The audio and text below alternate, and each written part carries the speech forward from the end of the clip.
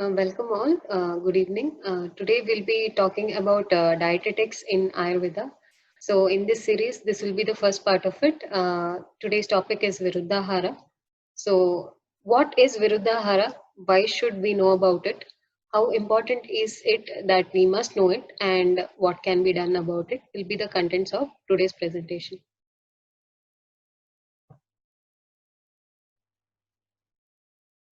So coming on to what is Viruddhahara, as the name says, Viruddha means opposite and Ahara is food.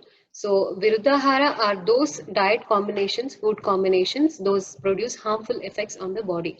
Now what makes them harmful is Acharya Charaka says, Kanichit Paraspara Guna Viruddha. So they may be mutually opposite in their qualities. Kanichit Samyoga Viruddha. Sometimes in certain proportions, when foods are combined, they may produce undesirable effects. Some particular foods in particular desha, that is in a particular geographic condition, in a particular kala or seasons, in a particular matra, or in a particular swabhava, they may produce undesirable effects when they are consumed at the wrong place at the wrong time in a wrong quantity. So, Viruddha means they are hostile on the Deha and the Dhatus, that is the tissues that are making up the Deha. So, owing up to their antagonistic properties, they may exert undesirable effects on the Deha and the Dhatus, that is the tissues. They basically trigger the Tridoshas, that is the Vata Pitta Kapha, which are the governing principles of the body. They disturb the Agni, that is hampering the metabolism at a cellular level, and they settle and they accumulate. These toxins will accumulate without getting expelled, and this particular scenario is what is caused by Viruddhahara. And let me say this, within a day or two, just by consuming some particular diet which causes Viruddhahara, nothing will be manifested, but a continuous and a long term use of such a diet and practices will lead to its deleterious effects. Coming on to the types of Viruddhahara. First is a Desha Viruddha. 18 types of Viruddhaharas are explained by Acharya Charaka, and the first one amongst them is Desha Viruddha. So, if a South Indian is put on roti, and if a North Indian is put on chawal or rice for a long time, at least 50% of them will not be able to adjust to it properly. Uh, in such a time, we are welcomingly adopting the European and French variety of diets, which includes the French fries, pizzas, Mexican diets like taco in India. So this particular geographic condition does not suit for these kind of diets, which on a long run result in Desha Viruddha scenario. Another type of Viruddha is Kala Viruddha. As example goes, consuming Coke during the summer. Summer is an extremely dehydrating season, and Coke again is ruksha or dehydrating in nature. So, synergistically, it leads to more and more dehydration, which is Kala Viruddha. Same goes with the ice creams also. It is Shita in nature. Winter is a Shita season, and such practices will lead to Kala Viruddha. Coming on to the Agni Viruddha. So when people are extremely hungry, especially the students and the bachelors, when they are extremely hungry and they are not able to cook, what they first do is go to the kitchen, take up the jars of chips and consume them. So in the peak of Agni, when you are consuming Laghu and Ruksha variety of food like chips, it results in diminish of the digestive fire or Agni Mandya, which is a scenario of Agni Viruddha. Coming on to the Matra Viruddha. Matra is quantity. So it is said in Ayurveda literature that an equal quantity of Gritha and Madhu, that is ghee and honey, taken in an equal quantity, it is toxic.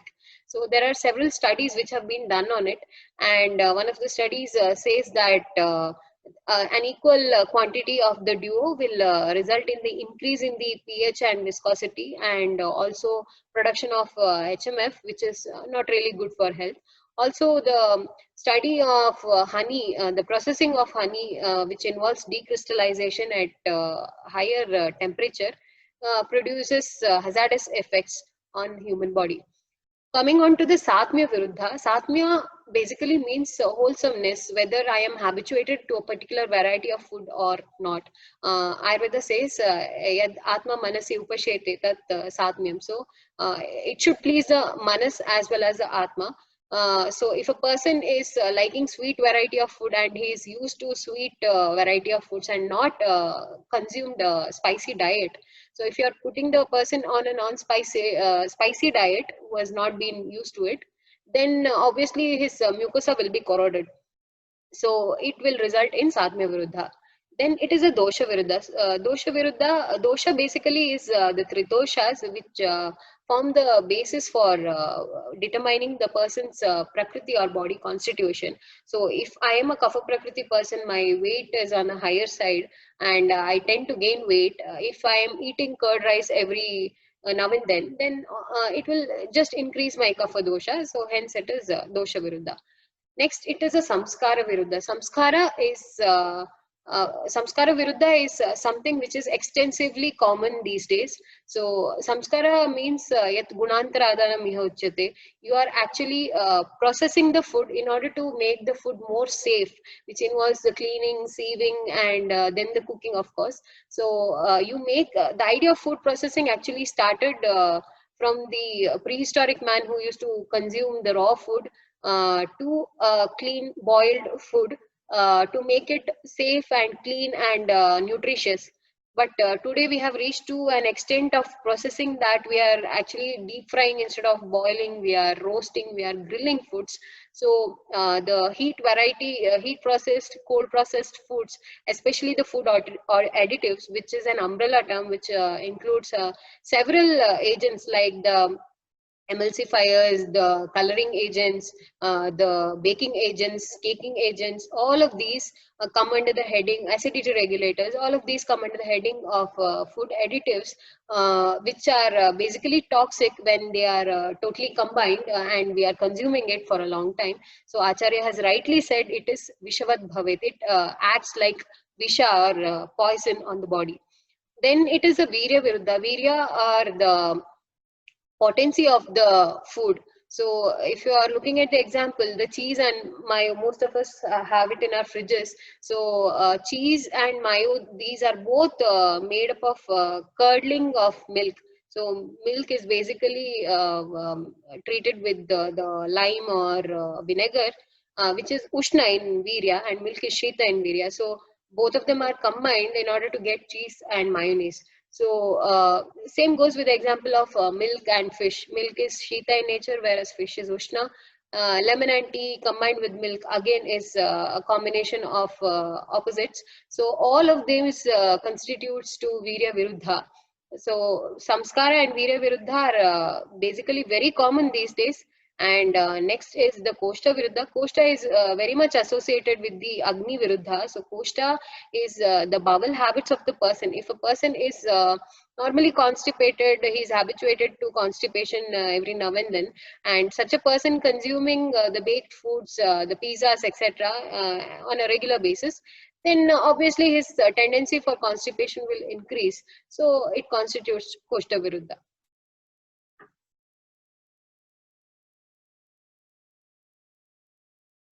Comparatively. So at that particular time when you're actually having curd, it will take much more time to digest. So this type of viruddha is called as avastha viruddha. Next is krama viruddha, that is sequence. Krama is sequence.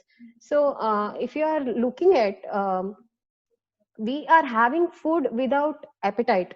Most of us will actually look at the timings and have the food not with the appetite. Sometimes it may be no appetite, sometimes we might have lost appetite, but we will be just having food just because it is a time to have food. So we should look at what krama of the digestion we are standing at. And another example is uh, this can be better explained because having fruit salad and ice cream after a heavy meal, because if you're looking at a South Indian diet, there is a particular krama of having the food. You'll first have the paisa, and then you will have the rasam and the palya or the dry curries, and you will be ending with the buttermilk or the curd. So there is a particular sequence of having food. Now, after having a sumptuous meal, adding on with the ice creams, which is much more heavier, obviously adds on to the Krama Viruddha. Same goes with drinking cold water after a long exposure to hot sun. And ladies, especially homemakers, will have a particular habit of cooking at high temperature, and immediately after cooking in the kitchen, they will just go and take bath. So this adds on to the Krama Viruddha. Then it is the Parihara Viruddha. So this is another common type of viruddha, that is having coke with the Manchurian or samosa or whatever varieties of food we have. So drinking cold water after hot tea. So these all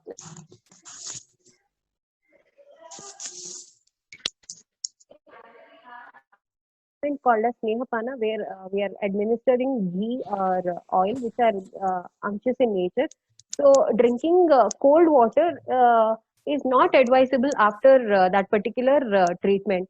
So it is always told that one must drink hot water after undergoing Snehapana or steam bath.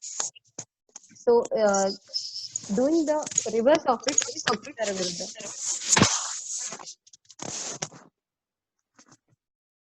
And next is the Paka Viruddha.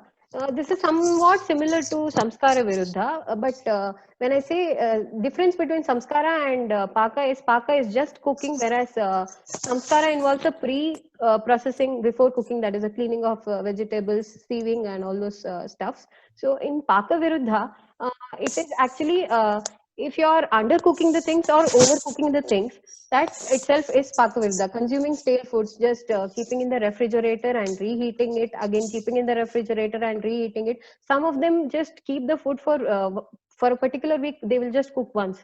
So that is something which is called as Pakavirudha. Next is Samyoga Viruddha. Another important Viruddha, which is majorly contributing to certain malignancies. So I will just take the example of gutka. So gutka is made of tobacco, slake, lime, and areca.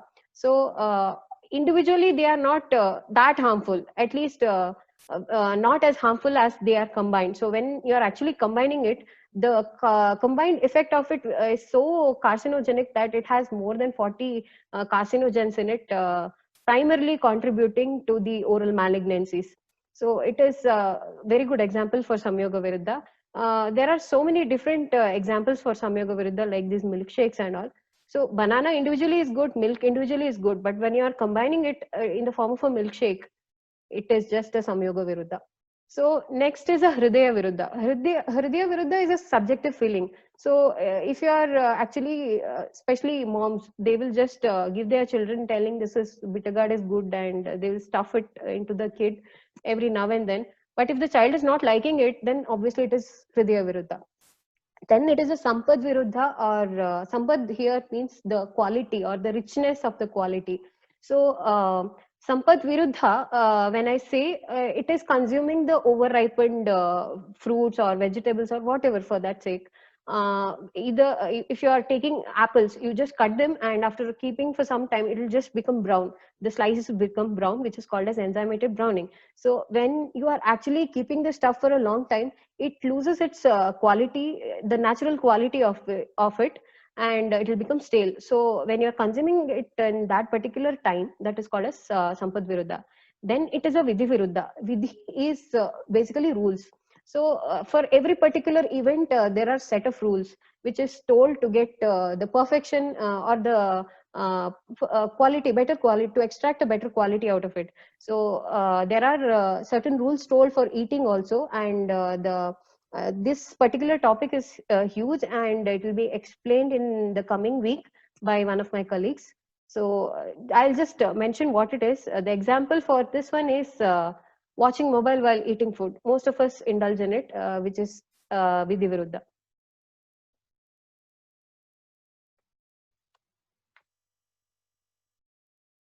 Okay. So after listening to all the 18 varieties of Viruddha, I think it's time that we can once think about the last 10 years. So how many times a month do I eat this Italian, American, continental, and Chinese? How many days exactly can I live without eating these fast foods, baked foods, and cool drinks? Can I really live for a month without reheating the things and keeping in the fridge?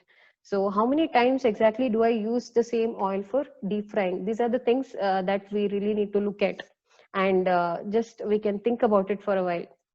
So if you're looking at the action of Viruddha, why they are exactly termed as Viruddha on the body is because of the hazardous effects they produce. So Viruddhahara basically acts on the Agni. First is obviously the digestive fire which will come in contact with the food. So the Agni will be hampered, and at the level of Tridoshas, that is a Vata, Pitta, Kapha, will be obviously affected if the Agni is affected. And once the Tridoshas are affected, there is no proper metabolism, and there will be formation of Ama. Ama, for this instance, we can just understand it as Ama is a huge concept. Still, we for now we can understand it as the accumulation of toxins at different tissue levels. So that is what I have told in the next. That is Rasa to Shukra. There is a hierarchy of tissues, like how we have studied previously. Like there is epithelial tissue, there is connective tissue, there is vascular tissue, etc. Similarly, there's a hierarchy mentioned in Ayurveda, that is a Rasa Dhatu, Rakta Dhatu, Mamsa Dhatu, Medho Dhatu, Asti Dhatu, Majja Dhatu, and Shukra Dhatu. So it will not leave a single Dhatu, it will go to every single Dhatu and affect. So if you are looking at the terms of modern science, so you can just look at it as the oxidative stress and its effect. The food, the diet basically, which is Viruddha, will contribute to the overproduction of free radicals and hence causing oxidative stress. So these will be accumulating on the macromolecules like the lipids, the DNA, and the proteins, and they will just cause the chronic diseases. It can be obesity, it can be heart diseases, it can be the malignancy, it can be multi-organ that will be affecting, not sparing a single system. So what exactly are the resultants of Viruddhahara? I have just clubbed it based on the dhatus. So at the level of rasa dhatus, the Viruddhahara can lead to Shota or an inflammatory conditions, or it may cause Andhya or optic neuropathy like conditions. It may lead to Jwara or febrile like conditions. It may go on to cause Udara or ascites like conditions, or it may even cause gastritis like conditions. At the level of Rakta Dhatu, it will cause Pandu or anemia like scenario, or Kushta, Visarpa, Vispota, different varieties of skin diseases, including the psoriasis. At the level of Mamsa, it may cause the hemorrhoids, fissure or fistula, that is Bhagandara, or at the level of Medas, it may lead to Amavisha. It's a broad term. Amavisha can cause different variety of diseases at different tissue levels. Then at the level of Asti, it may cause again Kushta, Visarpa like conditions. At the level of Majja, Majja in Ayurveda sometimes meets the criteria of brain. So we can broadly take it as neuropsychiatric conditions like Unmada, which may be caused due to continuous consumption of Viruddhahara. Also at the level of Shukra, they may be causing Shandya or Shandata or infertility like conditions. So from this we can infer that all the dhatus in this hierarchy will be affected. So is the vascular tissue, the nervous tissue, connective tissue, and the epithelial tissue will be affected due to Viruddhahara. So these are some of the studies that have been happened on Viruddhahara. You may go through it. And what can be done with this Viruddhahara? So always prevention is better than cure. So it's always better to avoid such practices of Viruddhahara. Otherwise, we can go for timely Shodhana. There is mentioning of Rutu Shodhana or Panchakarma involving the Vamana, that is the emesis, Virechana or the purgation, Basti or the enema, even the Nasya, that is the erine therapy, can be taken timely by the person, and we can adapt to the Rutu Shodhana just like we have got adapted to Viruddhahara. Always Viruddhahara need not always manifest diseases. It may need not result in diseases in every person. So based on the Agni and Bala, if the person is having a very good Agni, very good Bala, his immune system is very good, then obviously no diseases might get manifested. So we can always improve the Agni and Bala by adopting little quantity, timely food and exercises for that Viruddha Ahara to get neutralized. then it is the curative treatment. So the previously mentioned conditions, if they are manifesting, then the condition wise treatment can be taken. This is a very important shloka, because this can be adapted not just for this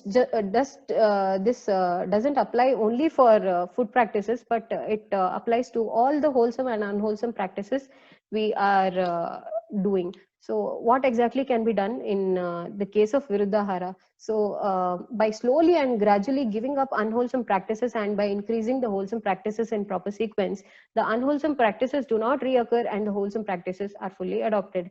For example, if I am a late riser and I wake up at 8 o'clock, so if I'm planning to wake up early in the morning, then for this week I may wake up at 7:30. Next week I may go to 7, and the following week I may go to 6:30. So slowly and gradually, that is kramasho viramin naraha. That is very important. We need to develop the threshold to accept the wholesome practices and to taper and give up the unwholesome practices. That exactly is a solution for Viruddhahara. Thank you for your patient hearing and listening. Thank you.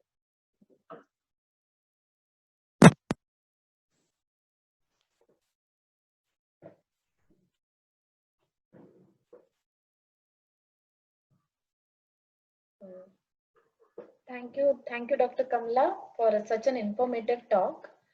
So we can take up questions now. So I can see one question. What's the right diet pattern according to Ayurveda for weight loss? Okay, weight loss, again, we need to see what exactly is the reason for weight gain before looking at weight loss. So if it is something to do with the diet, then obviously first method will be Rukshana, that is some Udvartana variety of treatment will be given to some powder-like applications will be given, which involves Rukshana. And after that, obviously, we can suggest a particular diet based on your prakriti and several other factors looking at it. So we can go through that. Thank you. Any other question by any of the participants? Anything they want to ask? So I think nobody has any more questions. Yeah, one more. How to counsel patient properly to drop the habit of eating fast food? So very relevant and very important. Okay, this Viruddhahara is not something which is involuntarily adopted. It is something voluntarily taken up. So it is up to you whether you want to leave it or not. No matter who counsels or to what extent, you should make up your mind to give up that habit. As I previously told, that Kramasho Viraminara is very important. So obviously you can't leave it in a single day. So it'll take some time, but you need to make that strong willpower to give it up. So, and someone asked about intermittent fasting. So what is that? And yeah, kindly share some pointers. Intermittent fasting is something which has been told in Ayurveda, because Ayurveda only says two anakalas. So there is a particular gap between the two anakalas, that is in the morning and the night. So that is what is intermittent fasting all about. You need to give a gap between meals, and you should not be consuming snacks or tea in between. So he's also asking 16:8 that says 2 meals per day. Is it recommended as per Ayurveda? So that eating within 8 hours duration and fasting for 16 hours. Do we have such concept in Ayurveda? See, it is always depending on your Agni. If you have your Agni at the peak, then it is always better to consume food rather than fasting. So even though it is told two Annakalas, not many people will be practicing two Annakalas. But it is always advisable to keep a right gap, knowing your hunger and appetite. So, as per one's individual's constitution and knowing about ourselves, so deciding based on that rather than going just as per the, Yeah. and we can always give a try to such things like 16 is the 8 is the new upcoming idea. So if it goes well with you, I think then You can take yes. it. Any specific issues with curd and foods like vada and dosa? Okay. Actually, diet for, sorry. This one with curd and foods like vada and Yeah, dosa. curd is something termed as abhishandi. Abhishandi is something which blocks the channels and the srot is what we call. So it is again kapha vardhaka ahara. So it is not advisable to take curds at night. It is clearly told. And some mudga yusha, that is green gram soup, is advised to be taken along with curd. So just to neutralize the effect, bad effects of curd. Then about vada and dosa, always it is not advisable. Masha is not something very much Because it's made of advisable. urad dal, mash. Urad Yeah. is coming under the ahita section, not in ahita section. So it is always better to take up rice as a substitute instead of urad. So next is, can you suggest diet for muscle strength? So to increase muscular strength, what kind of diet should be followed? Okay, it is first of all, I don't know what muscle strength are you aiming at. So you can just look at what exactly are your requirements, and then you can go for this. Vyayama is food obviously is there. Along with that, you can go for exercises, particularly Vyayama like yoga, of course, and also the foodstuffs. Also, some Brahmana rasayana variety of foods you can just take, like gooseberry, that is amalaki, etc. So actually, he has asked the question in sequel that diet for improving eyesight and muscle strength. So yeah. Again, amalaki is good for both eyesight as well as the muscle strength. So another interesting question is, people take salads like cucumber with cooked food. Is Okay. it a Bad practice. bad practice, or is it okay to consume? I really don't know much on this. Salads like cucumber with cooked food. I don't know what exactly is going to happen with it. If you're considering cucumber, it is something shita.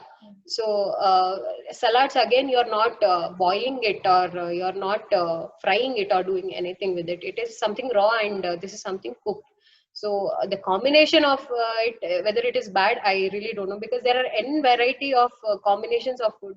Every new variety will give a new effect. So I don't know much about it. Is it also like cucumber and salads? They add roughage to our diet. Yeah, definitely it will add the And roughage part. Ayurveda doesn't like say it as a contraindication, like not No. to consume. No, this. nowhere it is It's told. mentioned. So yeah, in that way, I think if it is suiting one can go with it. Right? Definitely go Yeah. with it. And so in continuation to that, she's asked like cucumber raita is prepared, no? In food preparation, is it okay to consume? It is definitely okay, provided your kapha dosha is not at the higher side. That's all. Next is how to clinically diagnose patients Jaran Shakti and Abhya Varan Shakti. This is again pertaining to Agni.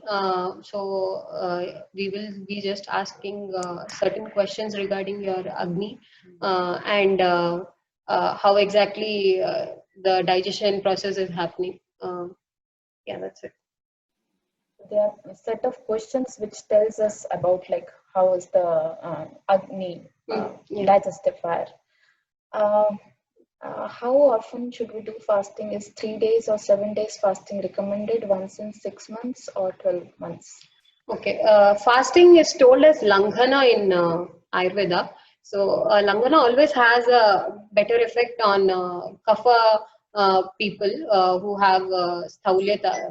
Not exactly sthaulya, even though if they are not sthula, at least if they are on the side of gaining weight, then they can definitely fast at least 1 day a week.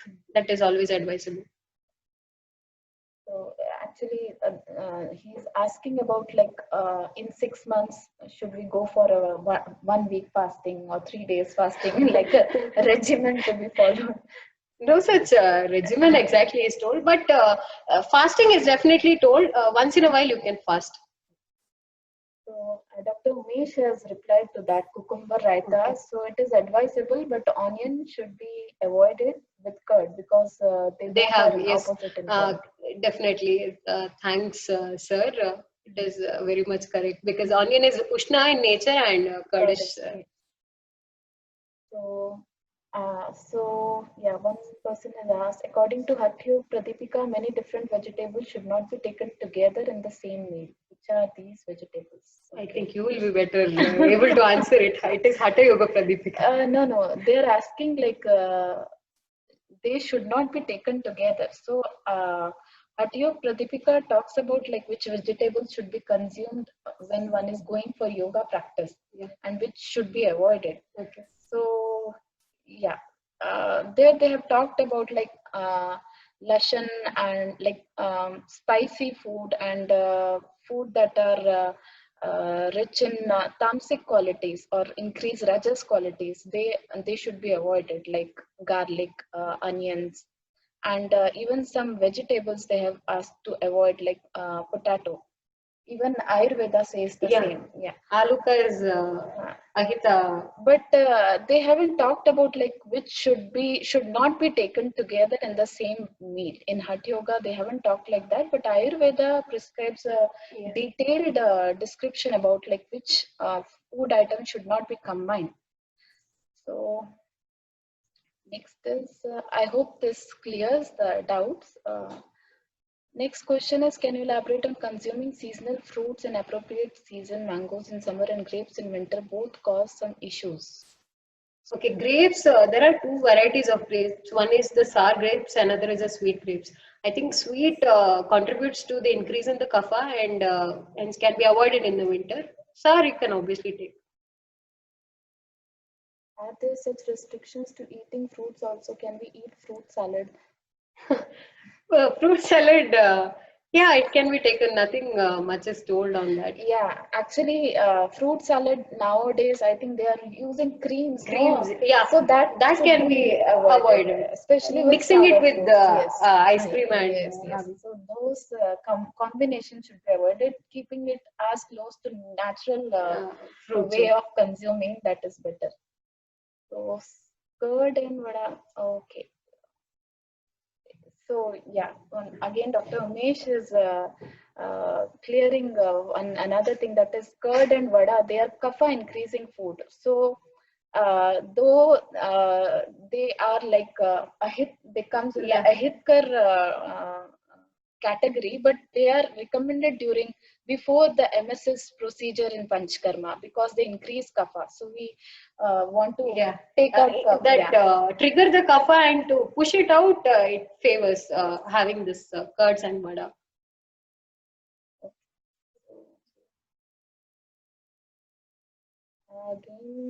Again, she's asking, can you please let us know which vegetable should not be combined? Avial korma, what's that?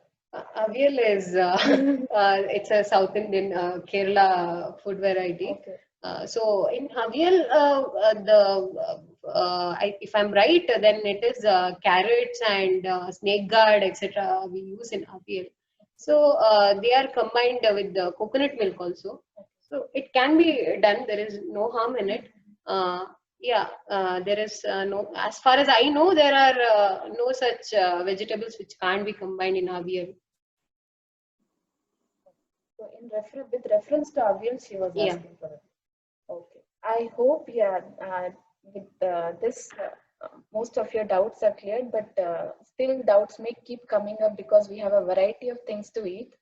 The basic recommendation will be to go with the natural process of whatever is available, and there are specific recommendations in Ayurveda, like milk should be not be consumed with salt, milk should not be consumed with sour substances, and should not be consumed with fish.